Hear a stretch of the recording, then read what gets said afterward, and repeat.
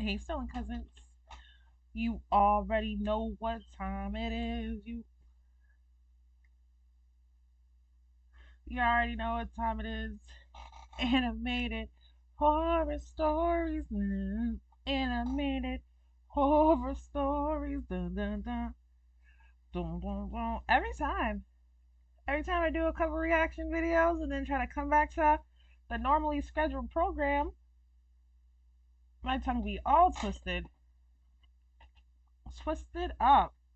Okay, let's get on into here. We're with our cousins SSG Animations, and oh, we're with our cousins SSG Animations doing 3 true Facebook horror stories animated. There we go. Good. I didn't mean to call back. Doing 3 true Facebook horror stories animated. Y'all know I love these because everybody got Facebook. So let's get into it and see what's going on. Alright, go on and please grab a blunt, grab a bottle of water, grab a bag of chips, and grab a blanket to stay snug. Alright? Alright, let's get on into it, you all. As I always say, feel free to go over to the channel, alright? Go over to SSG's house, support, like a few videos, subscribe, and then bring your ass back, okay?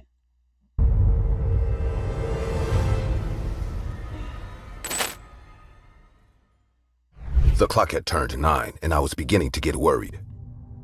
I had not heard from my wife for a while now. I tried calling her a half-dozen times since the afternoon, and the number remained unreachable.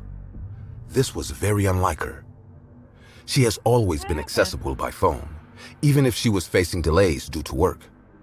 I called her friends and parents, inquiring if she had stopped by. Just like Facebook They answered Market? in the negative. My wife Martha works as a real estate agent. She is an enterprising woman and really dedicated towards her job. So, I am not usually surprised when she sometimes loses track of time. She got excited when she spoke about her new house listing in the market today. And she left quickly to check out the place. And I haven't heard from her since. Maybe her phone was low on battery and it switched off on its own, I thought. I opened her laptop to check her appointments. She is usually a stickler for details. Always jots down the client's name, time of appointment, and the address of the house they were supposed to visit. Got all the I details. found no new entry on her ledger. This is weird, I thought to myself. For some reason, I just thought I should click on her Facebook profile. I then clicked on Facebook Marketplace, and I could see she had initiated a chat conversation for a house listing in a place that was at least 30 miles away from ours. The building of the house listed looked like one of those old traditional bungalows that still managed to withstand the test of time. Looking at the overgrowth of plants and shrubs on the property, it was clear the place was not very well maintained. It even kind of gave me a spooky vibe. But the property was massive, and that alone must have been worth its weight in gold. No wonder Martha was so excited all day. The person on the other end of the chat had provided his phone number and contact address. I tried calling him on it. It was not reachable. I tried reaching out through the chat option, but there was no response. So I noted now the address of the listing on a piece of paper. I waited for another couple of hours. The clock had turned 11 now. I decided to file a complaint at the police station. I was beginning to fear the worst. The cops were sympathetic to my situation. I had brought Martha's laptop with me to the station. I opened it in front of the police superintendent to show the details of the listing. And it had vanished. I couldn't find the listing anywhere. This is bizarre, I thought. I just saw it an hour ago. The officer was beginning to look at me a little suspiciously. I then remembered the piece of paper on which I had written the address. I removed it from my pocket and showed it to him.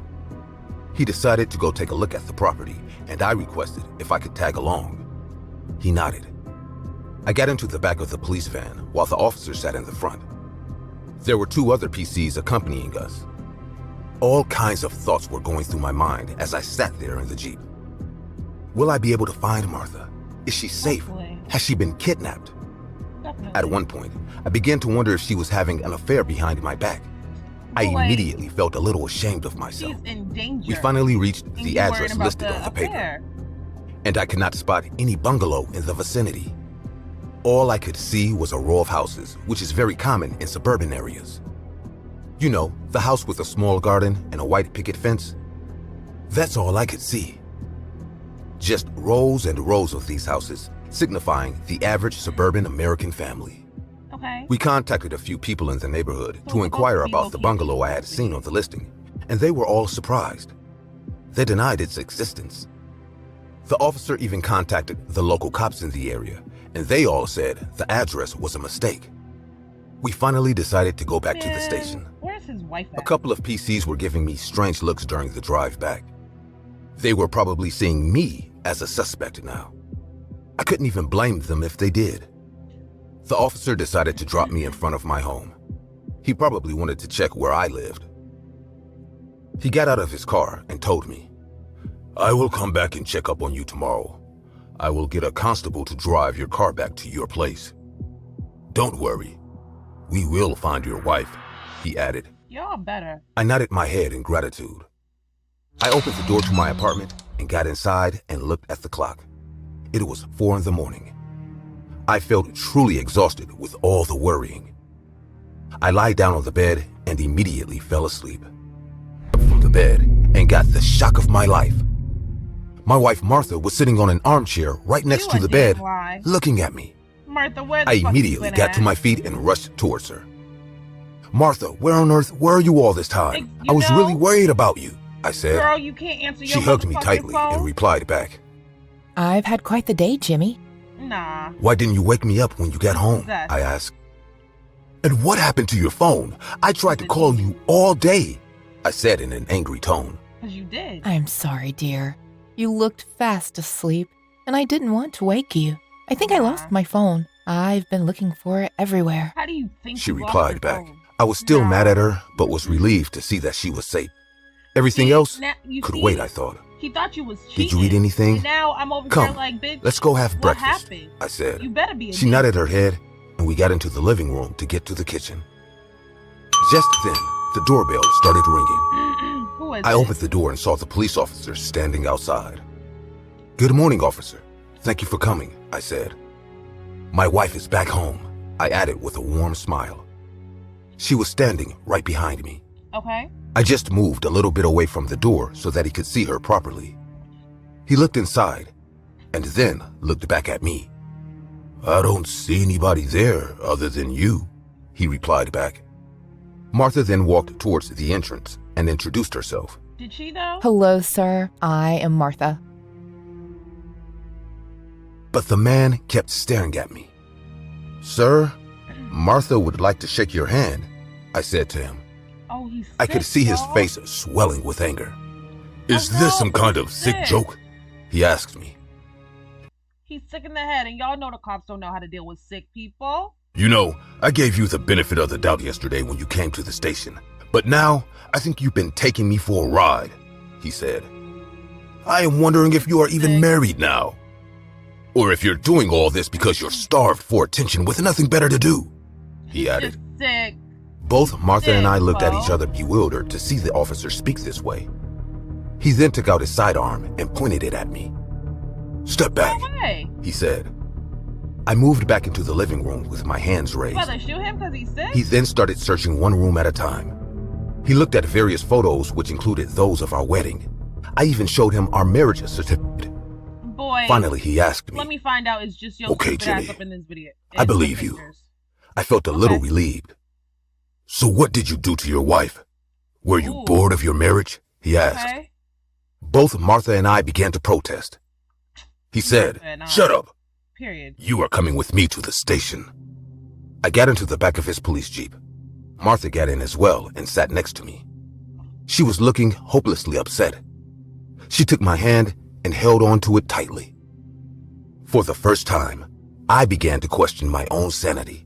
Yes. Is sir, the you're person crazy. sitting next to me really Martha? I asked myself.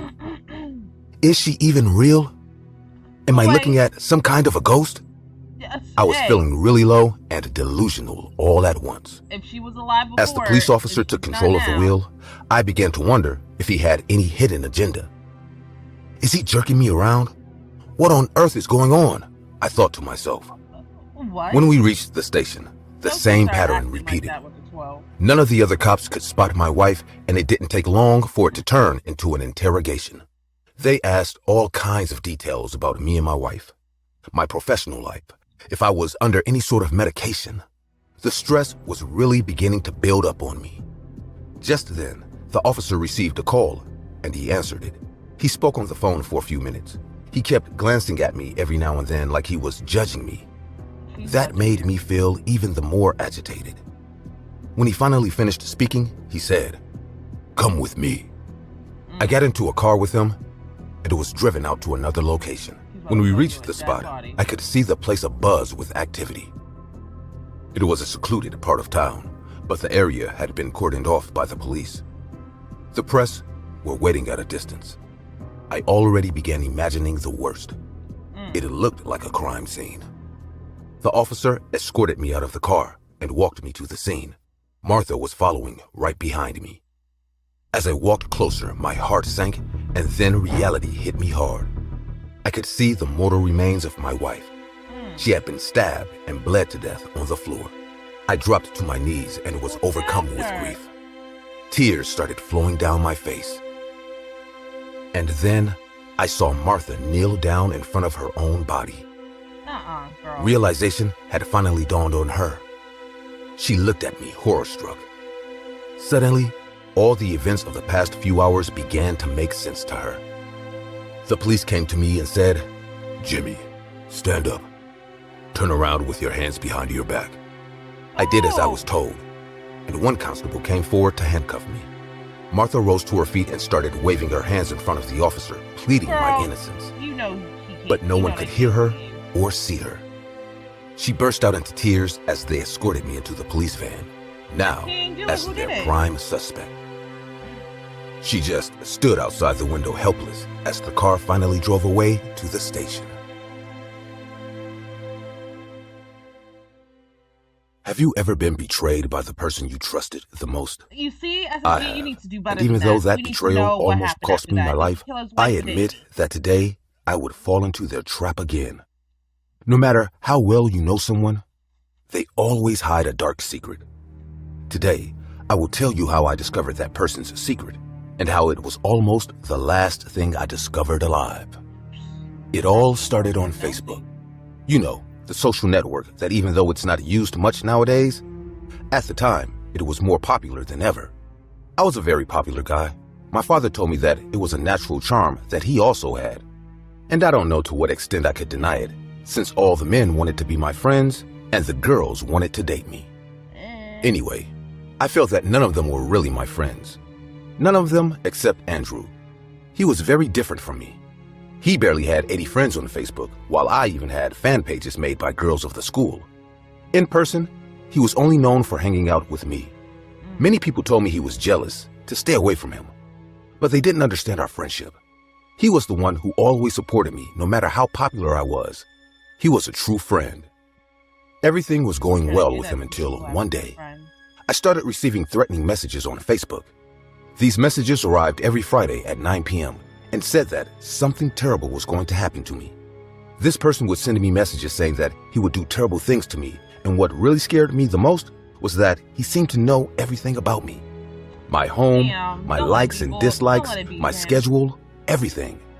I tried to block him, but it was pointless because by the next Friday, this person would always create a new account. When I told my father, he told me that it was Andrew for sure. Who else knew so much about me? I found it hard to believe, but even though I hated to admit it, he was right.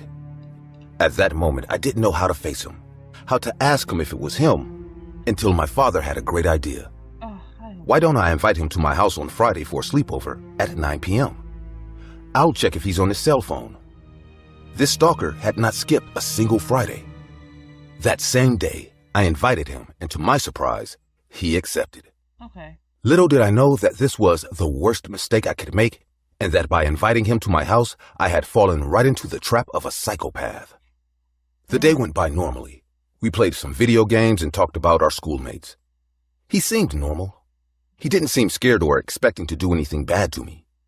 When 9 p.m. came, everything changed. I started to see him very nervous, impatient. I was constantly checking my cell phone, but I didn't have the typical stalker's message on my Facebook. Was my dad right? From 1 second to the next, Andrew nervously asked me to go to the bathroom. And to no one's surprise, that's when the stalker's messages started to arrive. No I waited for way. Andrew to come back so I could confront him, but he didn't. Before my friend arrived, the stalker's messages started coming in. Before my friend arrived, the lights in the house went out. This could not be a coincidence. Well, I was gonna hit it Up to again. this Before point, my friend I thought arrived, all that Andrew damn was going to photo do was threaten me. But at this point, I realized there may be more to it. Maybe the threats were real. Maybe he really wanted to kill me. Is it Andrew though? I tried to run to my father's room, who had probably fallen asleep, but suddenly, someone ran into me. It was pitch dark, and I couldn't see anything, but I felt this person's cold hands violently squeezing my neck. That don't even look like I never Andrew's imagined hand. that Andrew could be so strong. I couldn't get free. I Now managed to we give find him out a it's good no punch in the damn ear, daddy. and when I stood up to continue fighting, I couldn't see his face. I saw a terrifying, neutral white mask in his place, That don't even look like and in his hand, something was glowing. It was a huge hunter's knife. This was I'm in more than I could denial, face, y'all. so I don't ran want to my see room Andrew. screaming, asking for my father's help. I managed to lock myself in just a second before it reached me, and after a few kicks on the door, Andrew simply left. I blocked the door with a piece of furniture and escaped through the window. I ran to my neighbor's house Where you and told at them that? everything, and a few minutes later, the police arrived. When we entered the house, Andrew was gone. Only my father was there, who told us that he had a confrontation with my friend, who managed to escape. It looks like The sleepover wasn't it over looks yet. like your dad. Andrew was still out there, hanging around my house. Was he though? Once we got back from giving our statement at the police station, we went back to the house and it was still empty. I went to the bathroom while my dad was making sure everything was okay, and there I saw it. It was Andrew's cell phone. It had fallen on the floor. Okay. I checked his Facebook to make sure that all the messages had been written by him, and I And was almost it? screamed in surprise. After checking his inbox, he wasn't the one sending the messages. Oh, He was okay. getting them too. Good shit, Andrew. That's why he got so nervous at 9 p.m. Oh, Because someone my told him that they God. were going to kill him that same day. Damn, they So if got Andrew him. wasn't the stalker, who was? Your dad. Son, is everything all right? It's your dad. Can't be. The only person who knew me that well besides Andrew Your dad. was my father. It was all Oh. starting to make sense now. My Dad's father a suggested hater? that Andrew come over. He was the one who supposedly chased the stalker away. He did. Son, I'm looking at you through the hole in the door. Ew. Whose cell phone is that? Suddenly, the knocking on the door got louder and louder. Why are you Open the looking at me door through the now. door? I'm not playing! Terrified, I fell to the floor and called the police. I told them that the stalker was back, and that it was my father. Yeah. The police, who had stayed nearby just in case, arrived quickly, and at that moment, my father ran away. But they caught him a few blocks away. When the police came to the house to investigate, they went into the basement and found him there. Andrew. Andrew was in a chair, Oh, gagged, and bound. Oh, good He was shit. At rushed least to the you're hospital, living. and fortunately, You're not dead. all his injuries were superficial. Okay. Once arrested, they discovered that my father was involved in multiple kidnappings and missing persons. Like, Soon after, bodies began to turn up, your dad's out here and kidnapping my father kids, bro. was convicted. Over time, I learned that my father never intended to kill me. He did all this just to have a chance to kidnap and blame Andrew. Today, we are still best friends, and when people tell me to stay away from him, I just tell him to ignore shut them. the fuck up.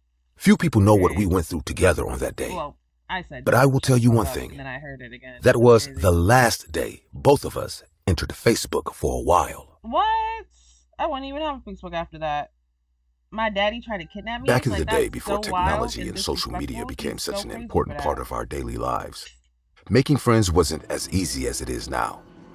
Most of the pretty women I saw in a day, I would never see again, mostly because I didn't have the balls to walk up to them and get to know them. You don't need to talk to At the same everyone time, you see. I was what you called a socially awkward person, and I had to go through some other means to get to know people.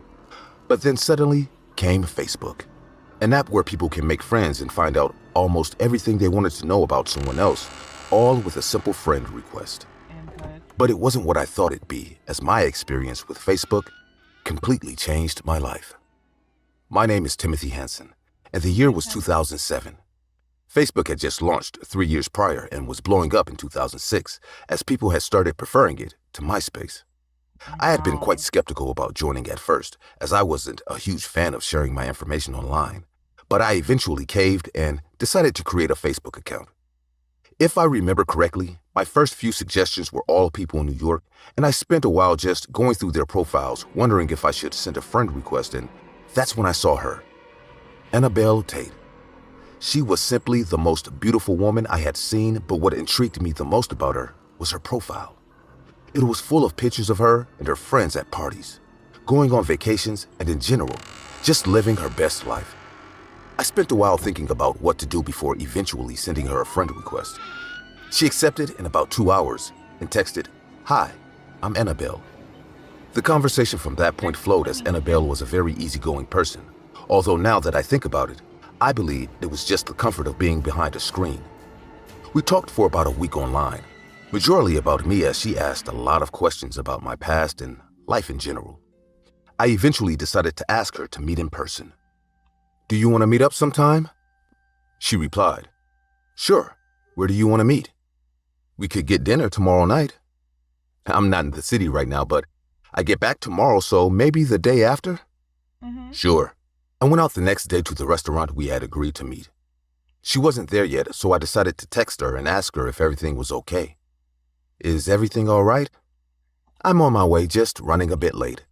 Are you though? I waited for about 10 more minutes and then I saw her. The first thing I noticed was Annabelle was a lot skinnier than she looked on her profile. She also had bags under her eyes that she had tried to cover up with makeup. Oh, y'all. She walked up to this me what and I sat at the say. table before smiling and saying, Hey, I smiled back and replied, "You look tired. Are you sure you're okay?" She laughed as she picked up the menu and called for the waiter. Annabelle was just as relaxed and easygoing as she was online. We talked about a lot that night, but for the most of the night, I couldn't shake the feeling that something was wrong with Annabelle, so I said, "Listen, are you sure you're all right?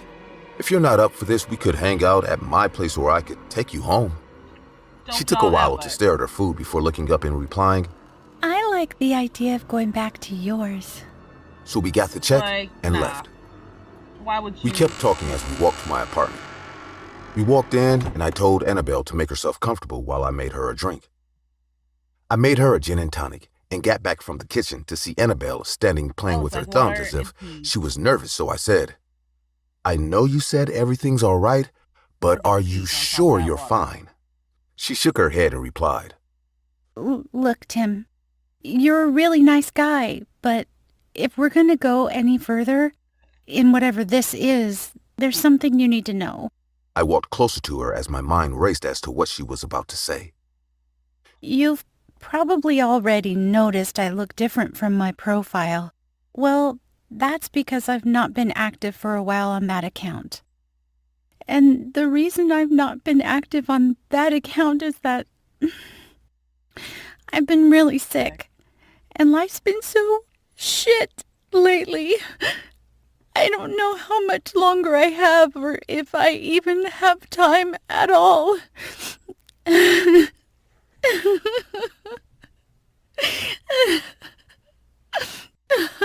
She was crying now, but all I could think about was how her profile managed to paint a completely fake picture of who she was.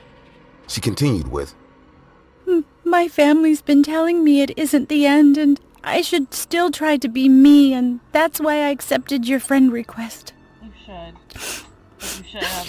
I just don't want you to get your hopes up. She kept crying, so I reached out and gave her a hug. She was so close to me. She felt so good, and she smelled so good. So good.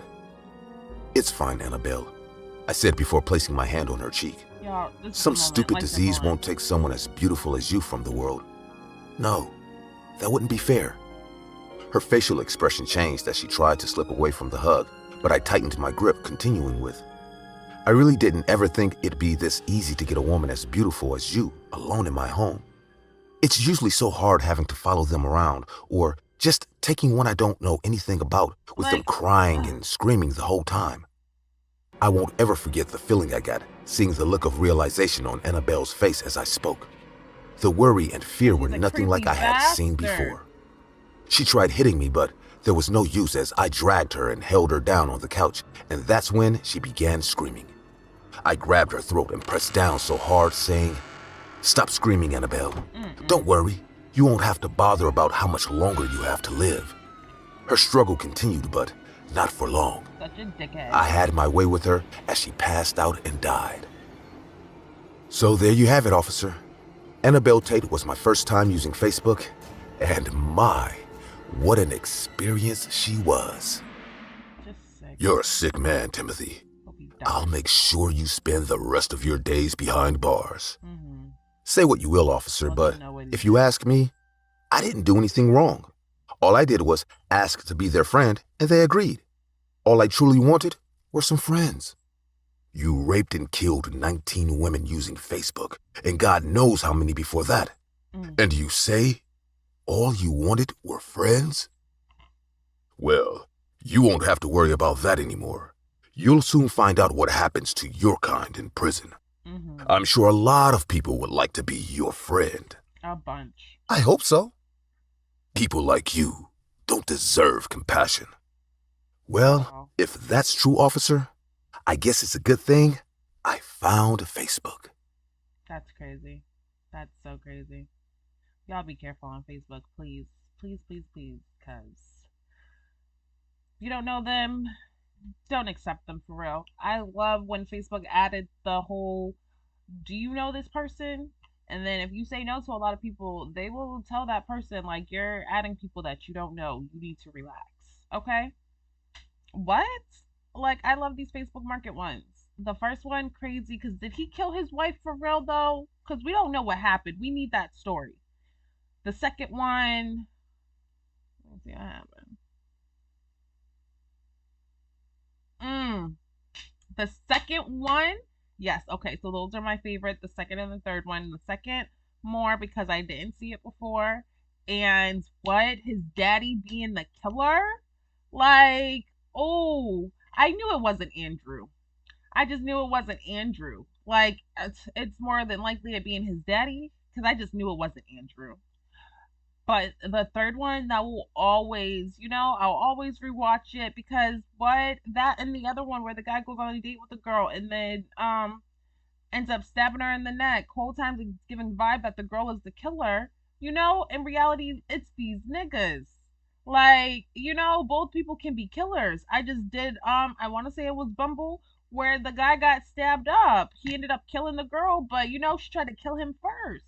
Like, y'all gotta be careful on these dating apps. They have Facebook dating, but if you don't see people on that page, like, and even if you see people on the page, because people be adding people just so they can have, a more realistic looking fake page. Y'all be careful. Let me know which one was your favorites. And yeah, say something in the comments.